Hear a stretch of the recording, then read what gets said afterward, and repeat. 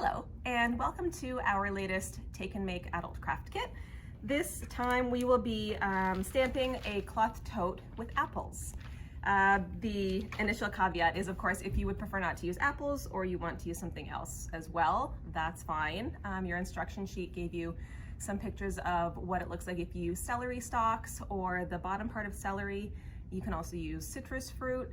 If you would prefer not to use food, that's also fine as well. You can use ferns, they make really beautiful stamps. Any leaves that you like the shape of, you can just brush the paint using your foam brush onto the leaves and stamp it onto your tote as well. So whatever you like is just fine. If you have other acrylic paint at home and you want to add or use different colors, feel free as well. I gave you just the red and the green for the apples, but feel free to get as creative as you like. So what you should have is your tote bag and your piece of parchment put in the middle here. So that's just to prevent the bleeding through of the paint. You'll have your red and green paint, your apple that you will be cutting in half, your foam brush, your tiny little brush if you want to add leaves or a stem, and some paper towel just for dabbing the extra paint off of your apples. So here we go. Okay, so we're going to start with stamping. I'm kind of just eyeballing where I want my stamps to go. If you're less confident in your eyeballing skills, feel free to take a pencil and just do a very light X where you would like your apples to go. So my plan is I'm going to do 2 rows of 3 apple stamps. So I'm going to start with my stamp in the middle and then eyeball evenly from there. I'm also going to do all red apples. Feel free to throw in other colors again, as I had said before. So I'm going to use the sponge and just brush the paint right onto the apple. Doesn't need to be a thick layer. You don't want it to be gaudy. You can always add more afterwards.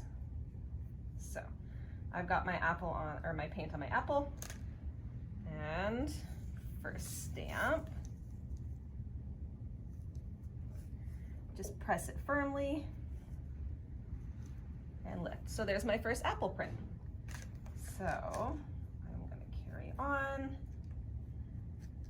It goes nice and quick. So if you want to pick up some extra totes and do this with your kids, they're great little gifts for teachers or parents, grandparents, daycare teachers, or for yourself. I think mine will be a book bag. So you can personalize it, make it as unique as you like. I also included on the instruction sheet other ideas for designs that you'd like to do for your apples. You can really do whatever makes you happy.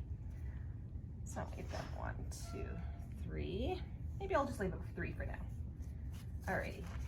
And my paint went on thin enough, I didn't need to use the paper towel to dab it off, but that's again your call. Next, if you would like, is you can add stems and stems and leaves, sorry. So just a little green paint that you were given, and you also should have a paintbrush. And again, I'm just freehanding, throwing on a couple of stems here and leaves. And you don't need to add leaves and stems to everything. Again, it's whatever you like to do. There we go. If you have black paint at home as well, you can use that for the stem. If you want to add seeds into the middle of your apple as well, this is all good. There are no rules. So we've got our stems on here and our adorable little apples. And there we go.